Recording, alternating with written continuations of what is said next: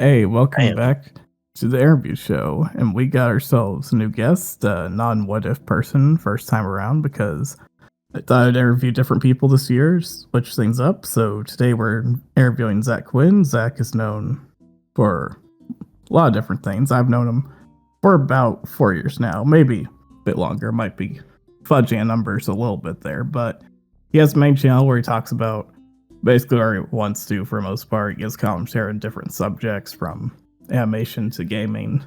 And he has a lot of experience with video editing as well, so we'll definitely talk about that a bit. And he also has his own podcast, which we'll talk about here in a little bit shortly.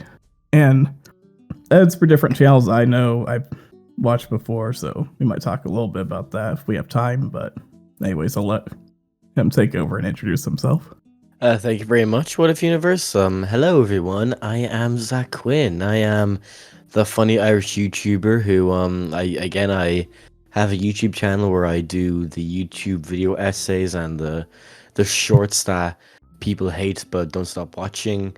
And I edit for YouTubers, which we'll get into later. And I do have a little podcast channel that I do stuff on occasionally whenever we can get everyone together for it. But yeah, I'm a man of many traits and YouTube skills. So yeah, that's me.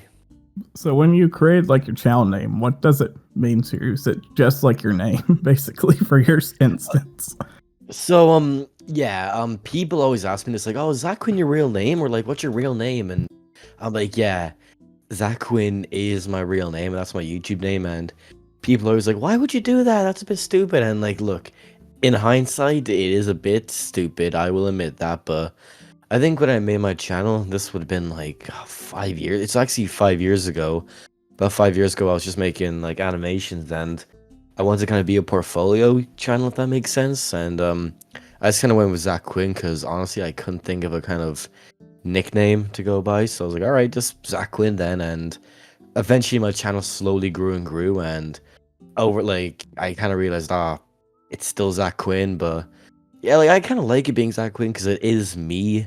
Like I like how people know me as ZacQuinn and not some other name. Like they know me as me, if that makes sense. You do have the benefits, like going to conventions and stuff. You don't have to worry about stuff like that as much, like being doxxed and stuff. Because I know other careers have to deal with that a lot. Yeah, yeah. I'm kind of like somewhat glad that my real name is out there, because like I don't have to worry about like keeping it private. Because like people like, oh, your name's ZacQuinn. I'm like, yep, I'm ZacQuinn. That is my name. Like kind of straight up. So, with that the case, is this your first channel, or did you have one like before this by chance? So I think when I was younger, I'd had a few small channels here and there. There was one channel that I made when I was about 11, where I made stop motion animations, and they were completely horrendous. Obviously, like I think everyone at a young age, had a channel where they just tried to do something like gaming or just whatever, and they quickly abandoned it and try and erase it from all of YouTube. But yeah, like I had that channel, and then afterwards I had another channel where I made some other animations on there. I was really trying to break into animation, and that channel, like I remember, would get like no views, no subscribers. I remember I'd be pulling all-nighters trying to make animations, and it would get nowhere. And then obviously soon after I made my current channel, the ZacQuinn channel, and here I am now with 18K. So, what inspired you to start your current channel and how it's evolved since? So again, like my current channel like originally started off as a portfolio channel in a way, and I did animations for a while because I was trying to break into like doing like kind of old Flash animations, RP Flash, and like eventually I eventually joined the cartoon community, which I am no longer in, and I sort of started like I wanted to get into reviewing, and I slowly got into it.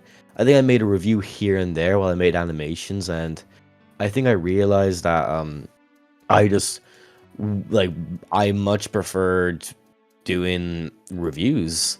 So then I started doing reviews for a while, and I think I kind of got tired. Like, and I got a bit of success with reviews as well. Gained a few hundred subs, but I realized that like I really like prefer doing video essays, which we can probably get into later on, like my whole kind of process Yeah. behind that. But Yeah, like it was just more so a mix of my passion for animation and media and my passion about talking about it and creating media. So that's kind of all led me to create the content I'm making nowadays. Just my pure passion for media and just talking about it, really. Do you have a recent video you're most like proud of recently? Recent videos. So I think okay. So in terms of all around, like so in terms of recent videos within the past few months, I'm really Well, proud of to be my. fair, it is like the start of like a new year. So if you want to include like last year, that's fine. That's understandable. Oh yeah, well I suppose from because like I think if I had to pick, okay, so my favorite video, well, one of my all-time favorites would probably have to be my video on indie animation. It was like about how, because I remember last year there's this big kind of, not war, but like it was between Hell of a Boss and Digital Circus. People were comparing the two shows, and I made this kind of big video essay discussing indie animation, how Hell of a Boss and Digital Circus really overshadowed, like really kind of like got all the attention for indie animation while others didn't. And it was like a proper like it was like a history video on like how indie animation came to be and the downfall of animation on YouTube and on the internet. And it's a video where I think like everything just really clicked with that video. Like I think the writing, the audio, the editing, like the even like some of the jokes, they all just like really meshed perfectly in my opinion. And like it's definitely a video that I strive to like kind of capture again, but like I think that topic was just like it was made at the right time, and it was when I was just so motivated. And like obviously my motivation goes up and down, but I think when I made that video, that was when I was at like the height of my motivation. And I still like I'll find myself watching and it's like, damn, this is a good video. Like there's so many points where I'm just like, wow, I wrote that, damn. Like, and it got a lot of attention at the time actually, which I'm still very happy with. So I'd say that's my favorite one, like of all, like that's my all-time favorite video. But in terms of recent, like a recent video I made, probably the one where like the Disney doesn't care about LGBT representation, because that was a topic I was very passionate about. And I just like I think, you know, that like obviously it's not perfect. I think the editing like and the audio could have been a bit better, but I just really like I think I just did I did it very well, because I am not part of the LGBT community. I just want to get that clear, but I have a lot of friends who are in the LGBT community, and I felt like I didn't like how Disney was claiming they represented the LGBT community by doing the bare minimum. So I kind of made this video as, I guess, a call out, I guess you could say, where I'm pointing out how Disney clearly doesn't really care about the LGBT community. And I think it's some of my best writing, definitely. Like some of my points and like kind of my critiques are very well done, I believe. So yeah, those two are definitely my favorite videos, definitely.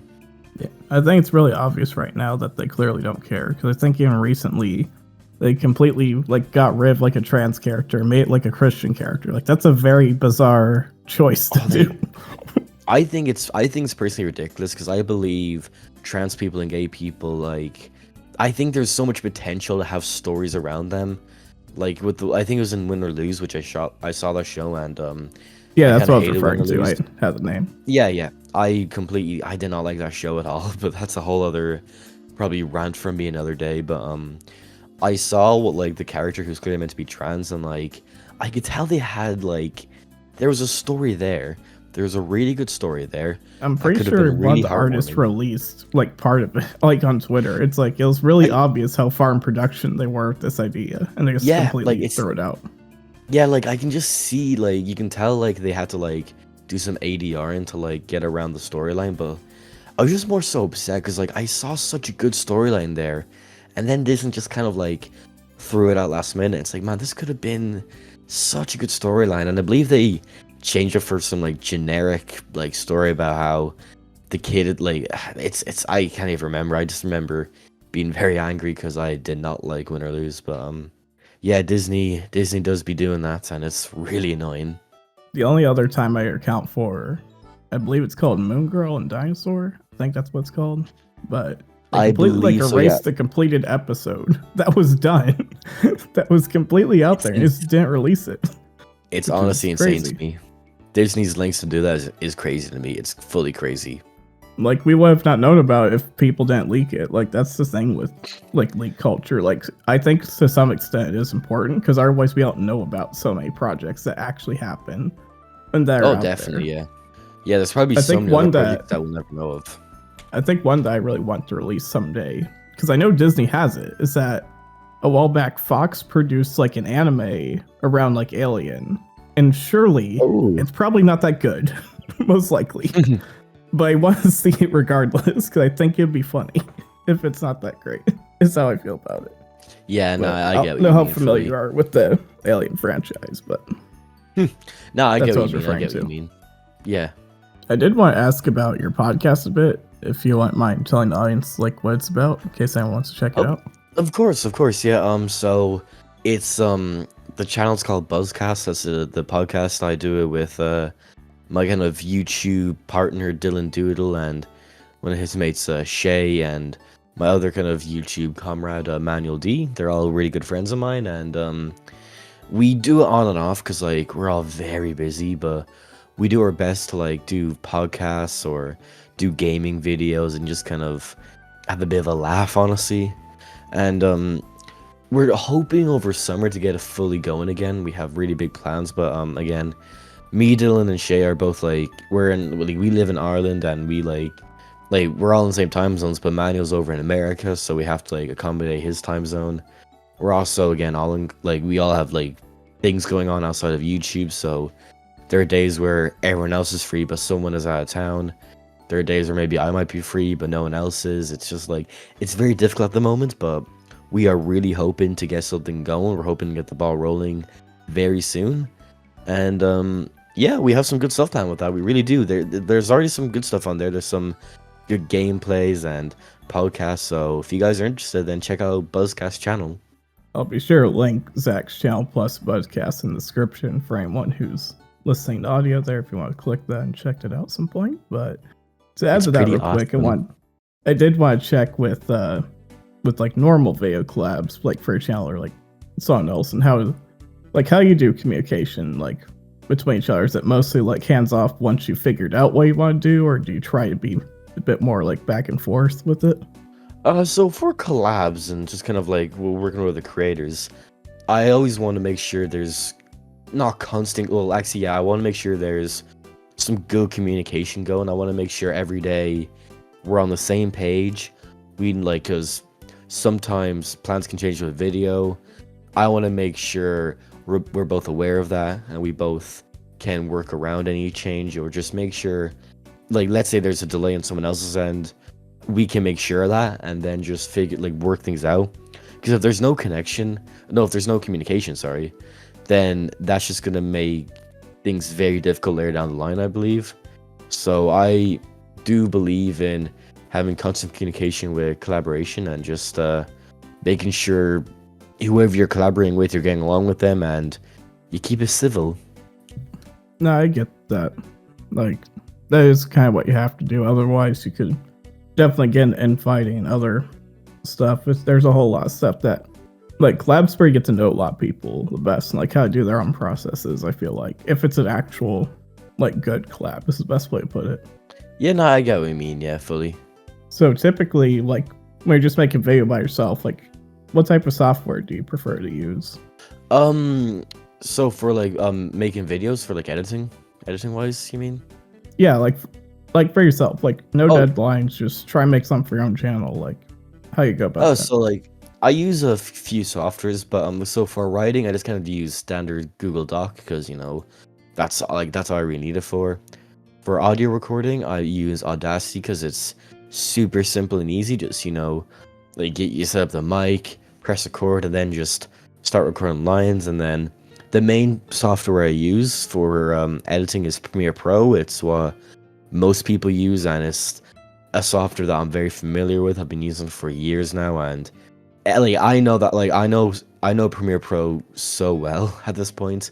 I can honestly use it like with my eyes closed. I know it so well, and like it has everything really. Like it has all the effects I need. It has all the presets. It's just like I think it's perfect for the type of videos I want to make.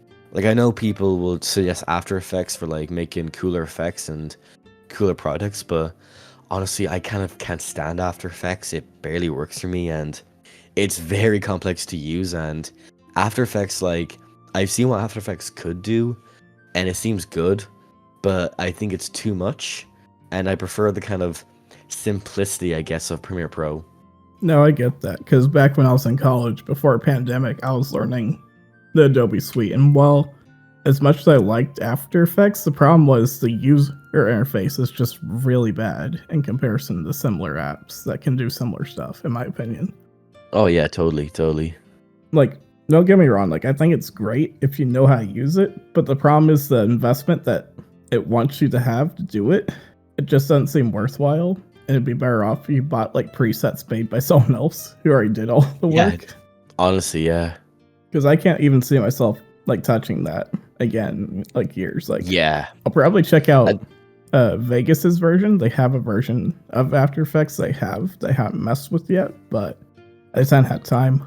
oh yeah, like I only see myself using After Effects for like I think the only time I do use it is like for very specific effects that you can only do in After Effects. Like I guess like if I want to rotoscope something else cleanly, I'd use After Effects. Or if I want to do like the audio waveforms, After Effects does do it better. But even when I open it, it always like just makes my PC, like I have a really good PC, but like it always just destroys my PC.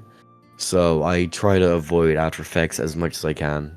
So, like, with your channel, with balancing creativity and meeting, like, deadlines, like, how do you manage that while also doing, like, commissions and stuff, so that way you don't lose, like, flow for your own video?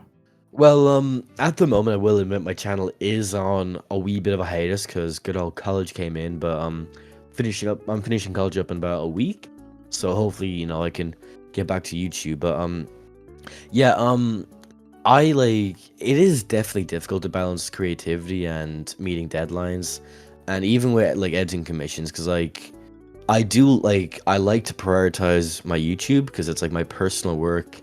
I like make my own stuff, but then with editing, like I'm more guaranteed for financial security from that. Like I know every commission I'm getting a good bit of money, where with videos, a video could flop easily and I can make like not even £2 off it. So like let's say if I'm working on a YouTube video, I'll be halfway through editing and then a YouTuber could be saying, hey, I need you to edit this by this day. I'm like, all right, Grant. I'll then kind of halt work on the YouTube video to focus on the commission, finish the commission, and then just get it out there, and then just continue back on my video. And that's how I've been doing it for years now, and it's a process I've really come to enjoy. It's like I'm very used to it, if that makes sense. And I've honestly like had no issues with like meeting deadlines, like because I guess the best way I can say it is like I'm good at just locking in and just like producing a high quality product. And I know when like if I'm editing and if there's an effect I'm thinking of, but I know it's gonna take too much time, would be like, all right, it's not worth the time. I need to get this video out in good quality on time, so I'm not gonna be like wasting my time trying out effects that I might later scrap. So yeah, that's how I mainly do it, I'd say. So, with that said, what's one thing you've learned about yourself while doing YouTube? One thing I learned, I am a pain in the arse to watch movies with.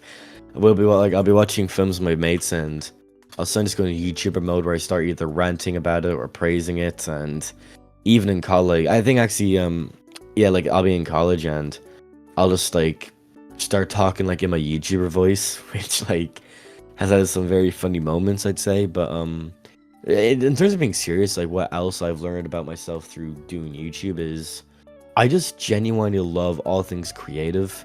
I love the idea of like just making something, putting out to the world, and just seeing people's reactions to it. I think genuinely it's made me realize how much I love the idea of being a creative, and it's something I'm gonna pursue, and I'm very excited to pursue it. And I think, yeah, that's kind of like that's what YouTube's really done for me. It's made me realize how much I just want to pursue being creative, and how creative I really am. So that's what YouTube's really done for me. So, like, with the content you make, how do you balance making more topical videos versus more like passion project videos? So I've had this terrible luck where most passion project videos flop. Sadly, I've had that very bad track record lately, and I think it's most YouTubers do have this complaint where like they'll work on a video that they're super proud of and they're really passionate about it, then it flops. But then they'll have a video where it's just a topical thing that they make, like they don't really care about it, they push it out, and then suddenly it blows up. So, but I like in terms of if I had to make I do make topical videos here and there. I make sure whatever the topic is, I make sure it's a topic that I'm proud of. I make sure it's a topic that I'm passionate about and that I can get some joy out of. I try my best to just even if it's a topic I know barely anything about, I still want to give my all and try and make it enjoyable for me to make and enjoyable for people to watch. If that makes sense.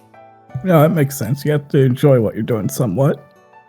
Yeah. So that's kind of how I view topical videos. And I obviously love making passion videos, but they can be very risky sometimes. But I try and put passion into every video, even if again it's something I'm not really too fond of. But I do my best. I think the biggest thing someone told me who's been doing this for years is how he said that it's worth making what you want out of passion, because in theory, with how the algorithm works, it could be sent to somebody years later and do better. Oh, yeah. You honestly never know what could happen with a video, even if it flops. It could suddenly just get a resurgence. It's weird. If you made a video on Toy Story 4, it's yeah, it's not gonna do well right now, but when Toy Story 5 comes out, people might be looking back and watching older stuff theoretically. Yeah. So you really never know. Of course, sometimes you can get that call wrong though. Yeah, some videos could just flop and remain a flop, and it happens. It's a shame, but you just got to move on and go into the next project. Really. I did want to shift the subject a bit here. How did you first get into video editing for other YouTubers, and was it what you expected it to be like when you first started? So video editing kind of just happened. I remember, again, I wanted to be an animator for a while, but then I sort of moved on to, I started focusing more on my editing skills, and I really started realizing, oh, I'm pretty good at editing, especially once I got a totally legal copy of Premiere Pro, and I never really intended on being a video editor until I remember one night at 3 a.m., 4 a.m. I remember I was scrolling through Twitter, X, and I saw that this YouTuber, Phantom Strider, was looking for editors, and I was like, well, okay, why don't I thought, okay, I'll apply for it and see what happens, just see if this could be something. And I emailed him, I sent him a few of my videos that I recently made, and he got back to me saying, hey, I like your stuff. Would you like to maybe do some editing for me?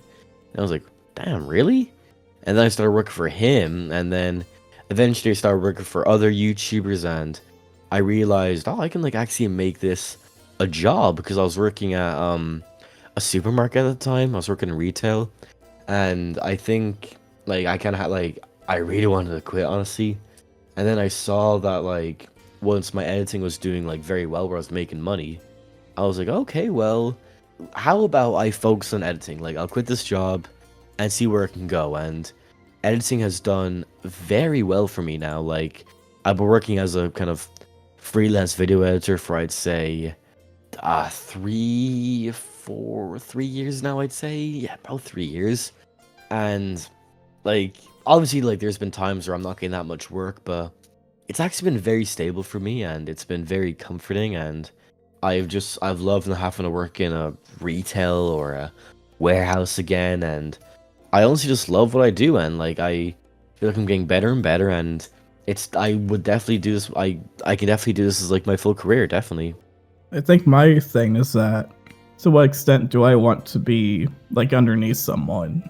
And what kind of happened to me is over time I had less people that I edit for nowadays, even though further back I did edit for more people. And I'm realizing that I think I still want to continue to edit for people, because I understand what other people's standards are. And that's kind of helping me figure out what direction I want to take myself, basically. Yeah, I fully get what you mean. Yeah. But speaking of that, how do you handle like feedback or like revisions from like clients or creators? Oh, like revisions happen all the time. Like, like it's like sometimes they might have a vision. I'll send them over my work, and they might be like, "Oh, this is good, but can you maybe try this?" And sometimes I'll be like, "Okay, this is good." Sometimes it might not be good, but at the end of the day, they're the boss. They're paying me to do the work, and like I'll be like, "All right, if you think this is gonna be good, okay, I'll do it." Sometimes I'll be like, "Hey, I'm not too sure if this will work," but again, they're the boss, and I will I take revisions like as long as like sometimes like there can obviously be like a big sheet of revisions and I have to tell them like, hey, this is too much, man. For future, can you please like in the script make it clear what you need so then we can reduce the amount of revisions and even have no revisions at all. So but I feedback and criticism, like as long as they're not saying like, oh, this is shit, this is terrible, I take criticism and feedback quite well because I think it's a very important thing to receive as not only an editor but content creator and just a creative in general. And yeah, that's kind of like I handle it very well, and I will do I'll do revisions, I'll do anything to fix any issues as long as it doesn't keep piling up and up again. So with that in mind, like how do you balance like when you're given like prep or like directions before you start on a project? Because I know it varies between different people. I will look over the direction and I'll make sure to constantly be I'll send them maybe like rough drafts of like what they're wanting. Hey, is this what you're going for? And they might be like, oh, kind of, but I was going for more of this, and then like just make sure I can kind of understand their vision. And sometimes they'll be like, yeah, that's exactly what I want. Keep going, and that's what I mainly do. Just make sure, again, like I said earlier, just make sure there's clear connection and making sure their direction, like if they give clear direction, I can clearly execute their vision, and that's kind of what I like. That's what I strive for, really. Yeah, I get that. I think there's times where I'm just given like straight audio and like if you're not giving me like notes and stuff and then asking for revisions, that definitely has gotten me relatively annoyed as far as that goes. Oh, definitely, yeah. So when you're editing, are you more of like a work in silence type of vibe person, or do you prefer like constant like collaboration or like check-ins while you're editing? Definitely lots of check-ins. I like having lots of check-ins to make sure I'm speaking the same language as whoever I'm working with, and just make sure like we're on the same page, they're liking it, I'm liking it. Just make sure there's that kind of good communication going. Do you have any advice you want to give to creators who are looking to possibly hire an editor, or to editors trying to break into the space for YouTube? So the people who want to hire editors, for the love of God, make sure you pay them properly.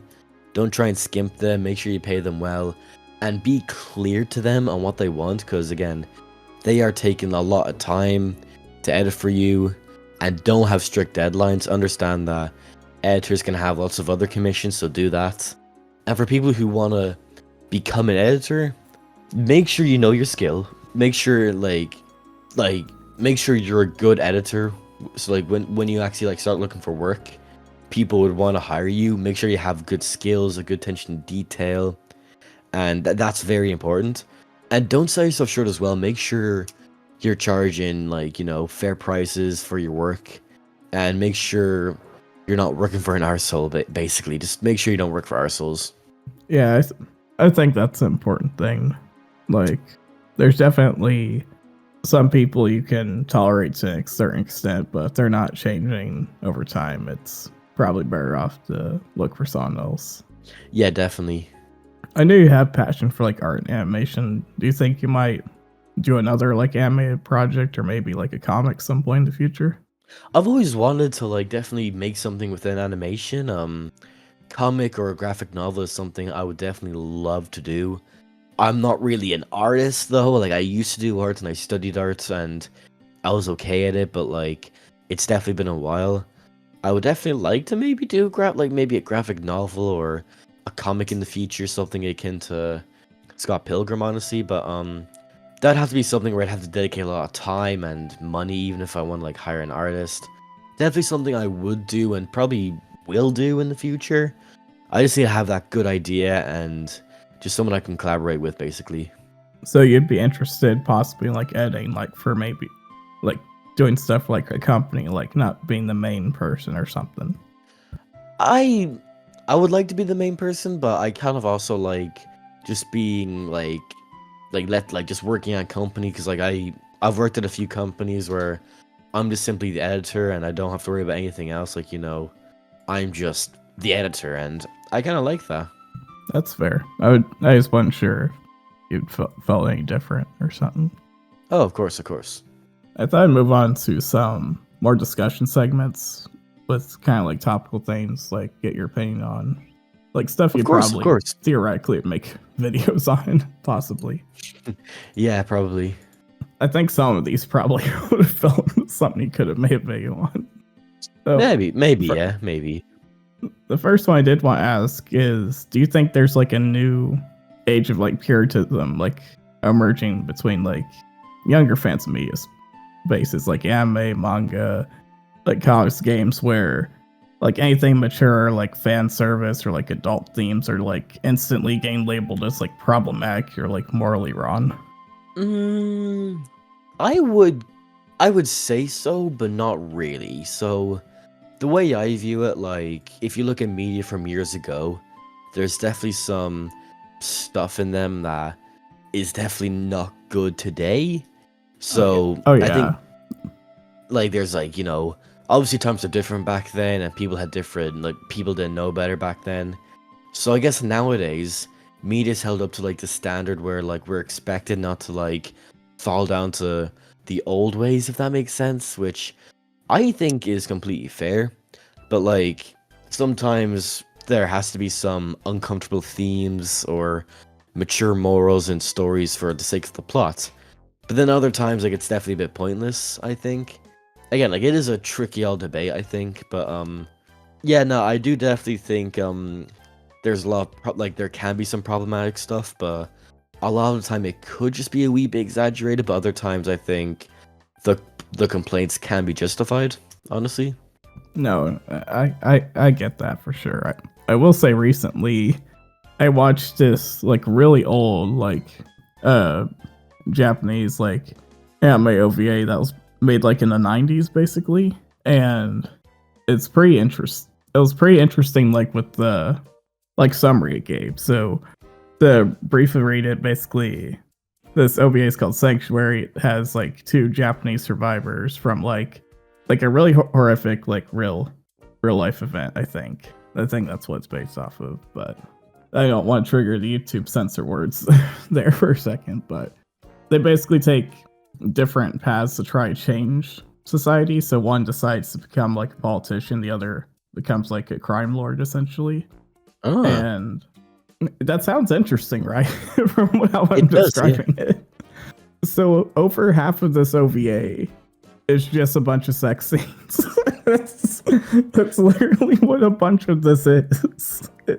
Jesus. It sounds really great. Like you think you're gonna have like some cool gunfights, maybe some like underhand tactic stuff going on, and not really. Half of it feels relatively pointless for the most part when I was watching it. And it Yeah. reminded me, it's like, you know what? Maybe his stuff got like this bad at a certain point. Maybe that's why people want less stuff. Like have something like more impactful if you're trying to include adult themes, not just waste my time like skipping Yeah. through stuff. Like that's just how it felt when I was watching it. Yeah, I get what you mean fully. Uh, Speaking of anime though, with Netflix's Devil May Cry anime being out, people being mixed with perception and such, like in your experience when discussing like video games being adapted into like animation or like film and such, what do you think's important when adapting a video game into like a different medium? I think obviously within the past 5 years I'd say there's been a big spike in video game adaptations, because I think a lot of studios have realized that they should just adapt the games instead of like trying to make their own story that the game is somewhat associated with. Like, if you look at the first Sonic movie, they just really took the character of Sonic and Eggman and then kind of did their own thing, really, which is like, it worked. But then let's say you look at the Super Mario Brothers movie, where like that was like, say what you will, but that was a Super Mario Brothers movie that like followed the exact, like that was, if you look, whenever someone thinks of a Super Mario Brothers movie, that's what they think. They think of the Super Mario Brothers movie.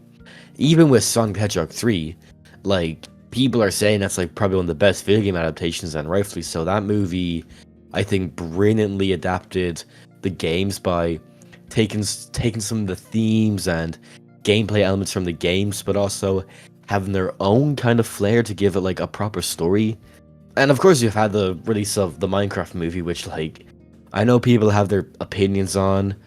It's definitely not a good movie, but it's you can tell that the people behind it love Minecraft, and they put all their knowledge of Minecraft into that. And I think, just what's genuinely important is just to make a movie that honors the game and that like feels like the game is just being brought to the big screen. Because like again, like I got kind like I was a big fan of Mario, FNAF, and Minecraft growing up. So seeing Mario on the big screen was kind of chilling. I won't lie. Just like it was like I was like, man, this is incredible. So I'd say just like being faithful, but also making it work for a movie, giving it a story that works for a movie, and just giving it a justified reason to be a movie, if that makes sense, or a show. I can understand that. I think the strange thing that at least the new Devil May Cry anime has that Netflix did is that you have a bit of like Ai Shinkar, who's done stuff for like Castlevania and such, which I do think he did a relatively good job with that. And I would say like the new Devil May Cry anime, to rank it properly, like I would say it's above like Nocturne, which is something that I'm pretty sure he worked on from last I remember. But at the same time, it has a bunch of issues. Like CGI is way heavily used, more than I expected. Like, at least it's not as terrible as like Berserk or other stuff that I've seen try to incorporate CGI in 2D animation, but it's relatively bad, don't get me wrong. And the other thing is that what I tried to do is he tried to incorporate the manga, because that's where like the main villain's from. He's not from the games necessarily, but he also tries to include the game characters and such. And I don't know, part of me wants to blame Netflix, because like the original like Castlevania before Nocturne started, it was paced relatively well. I can give it that. And it was received a bit better. It did get worse like the last like 2 seasons of it. First 2 seasons were really great for whatever reason. It just feels like Netflix is kind of kneecapping like animation, which makes sense. We've seen Warner do this recently. We've seen other property like different IP holders doing this, but it makes the pacing just so bad because people who are working on this, they're just like, we don't know when we're getting canceled or something. And then when it's revealed like, oh, Devil May Cry Netflix, it got another season. It turns out that was like commissioned like as 1 season, but split up into 2 seasons, like Infinity Train and a bunch of other animated stuff. So it's just something that I think people aren't looking at the networks a bit. I do think there is valid criticism, but I think there is some stuff that's being missed a little bit. Yeah, completely. The Minecraft movie's weird because I think it's fun, but I think mainstream culture kind of makes it less likable. But I think the problem is that because I'm not in mainstream culture anymore, because I'm more like YouTuber like adjacent now, and I just view stuff differently? Or is it like, is it okay that Mr. Beast showed up with everyone dressed up as Steve for a theater showing, and then you have like Jimmy Kimmel or whoever just make a really long joke about Chicken Jockey that just felt really out of place even for him? Yeah, no, I love when Mr. Beast hired his fake friends to just roam around and say a line that everyone's saying, like, oh, that's so funny. So funny, Mr. Beast. You're so funny, Jimmy, James Beast. Oh, yeah. I did think it was interesting the amount of, like, filming, like, in a theater culture has come up again, because we haven't seen as much, like, hype or, like, crazy moments like this since, like, MCU films. And it shows because how much this movie's making, despite the mixed reception for sure. Definitely, yeah. And like we were saying, the people who made it, like I feel like the people who made it are people who like studied what Minecraft was, but not the gameplay experience. But that would make sense though, because if you play Minecraft, you play it for hours, and to even complete it, like unless you're not fishing or whatnot, it could take you like a couple days, I think, to figure Definitely, stuff out. Especially now, they keep adding in stuff that makes it harder for sure. Definitely, yeah. But I will say it was funny when apparently they released like unfinished versions of the Minecraft movie of people, so people are seeing like stuff I saw like that, CGI yeah. not done. And like the person dressed up like as a villager in a costume. Yeah, I saw that. Was, That was funny. That was funny to see. like, if I knew that's what they were showing the people, I might have tried to go to a theater, but there's no Oh, guarantees definitely, yeah. to get that for sure. Yeah, it's probably died down by now, I'd say. Surely they fixed it by now. Surely Probably, everyone yeah. has the right copy of the movie that they're showing. Yeah, I hope so, yeah. At a time, like we're sharing honest opinions about media, whether positive or negative, like can lead to like intense backlash. Does it feel like these days? How do you think, as a reviewer, should navigate the line between integrity but also like self-preservation? I think it's important, if you're giving something negative review, you should try and explain why you don't like it in a way that seems understandable and fair. You need to make it clear that if someone who's watching the video doesn't agree with your opinion, that's completely fine. Because opinions are opinions at the end of the day, and I think it's important that people just like if you're being negative about something, be respectfully negative. You know, you want to show respect, but also point out the flaws. If you're being positive about something, be positive, but understand that there are flaws, and that's kind of the way I see it. It should just, you know, like, because if you just like mindlessly rant at something, that's gonna piss people off. If you mindlessly praise something, that'll piss people off. So try and be understanding with your opinions and feelings. Like that's the best way I do it. Yeah, I just think like right now it's way more intense than it ever has felt, like trying to be a reviewer if you want to give your opinion on something. Oh yeah, fully. But I also think because of that, it's led to a lot more neutral takes on stuff, which might not be for everybody, I think. So I don't know if this is going to be a good thing in the end result, because we're getting more quality people doing this, or are getting people who are just lying about their opinion one way or another to say something's good or bad because culture says it's supposed to be that way. Yeah, fully get what you mean. I did want to talk a little bit about AI, because there was the big bunch AI. of like, well, on Twitter had so much like Ghibli art stuff that I had to block so many people. It was just being recommended to me, and I didn't even know these people. Yeah. I did Yeah, want I've to seen say so with much of it that. being like so prevalent now, like how should we ethically like reconcile the value of human creativity with like these inefficiency that machine content is like bringing to people? And what point does you think this convergence is starting to begin like erode like authenticity?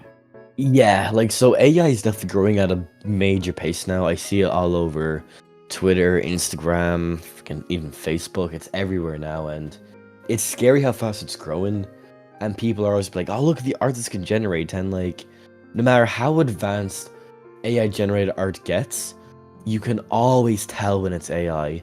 Maybe like not like people who who aren't on social media that much, because I remember I showed my friend, like one of my friends who doesn't read social media, some AI art. He's like, "Oh, that's really good art. Who drew that?" And obviously it's like, nah, that's from a machine. But like, people can still kind of be like, "Oh, okay, that's clearly AI," because like, I think it's like a lot of art always has a human feel to it. Like even if it's like a shitty doodle, you can just see that like you can just tell they're human tried their best to draw that. But a computer can't do that. A computer just guesses, really. And in terms of keeping the value of human creativity, I think human creativity is so valuable. Because obviously there's, you know, people need jobs, people need work, there's that. Oh yeah. There's also the fact that like human creativity has made some incredible things, and AI can't replicate human creativity. Human creativity is so genuine, and AI is more so just taking ideas and making their own thing. So I think it's important. Like I understand that AI is so advanced that it's too valuable to throw away. AI is definitely going to be a major component in the entertainment industry now, and there's nothing we can really do about it. As long as AI is used in a way where people still get work, and we're still seeing humans create some amazing stuff, then that's fine. But again, like I do think we need to preserve human creativity as much as we can. Yeah, I think that is one major thing that should be considered. The other thing is like as far as like fair compensation to like royalties and such, we might just reach that point where I think that's where AI should go, where people are actually paying licenses to make stuff that they're doing. Because I'm kind of surprised like Ghibli couldn't like sue Open AI or ChatGPT, Definitely, yeah. whoever's making that, like, because it feels like identity theft in some aspects, like property theft, intellectual property theft. But then again, I'm not a lawyer, so I'm not sure. I guess I just weren't sure about that, or because it's caused Maybe, other yeah. huge problems. Who knows, you know? Yeah, definitely. But to speak a bit more about Western animation a bit, with the day blew up, the Looney Tunes movie potentially being like one of the last like traditionally animated like Western films like to hit theaters. Do you think that we're witnessing like the quiet end of 2D animation and like cinemas at this point, or do you think there might be a hopeful resurgence for audience appreciating it, considering that this film was basically saved by Warner Bros. And they released it themselves essentially? Yeah, I think that I actually haven't seen the new Looney Tunes movie because, truth be told, I couldn't find it at one of my local cinemas in Ireland, which I think is a real shame because the film looks absolutely amazing. Like the animation Yeah, is genuinely breathtaking. it's strange the fact that it did release like in so many other countries, but it does seem like UK and other areas around there haven't gotten it for whatever reason. It feels like, Yeah, nah, like I because you're it not is very, alone. Other people I talk to who are around the area, they haven't seen it yet, and it's literally because it's nothing close like that's around. yeah, it's really strange, but yeah, I hope we're not witnessing the end of 2D animation in Western cinema because 2D animation just has such amazing charm to it and compared to 3D animation. There's like seeing like I just love 2D animation. I love kind of, the old Don Bluth style or some of the old Disney style because like it's just the idea that like each frame is drawn. Like I know that sounds like generic, but like just seeing it on screen is kind of beautiful, honestly, and I really hope we are not witnessing the end of 2D animation in Western cinema. I really hope at some point there can be a 2D anime film that comes out that really just explodes in the box office and shows people that yes, 2D animation is still a thing.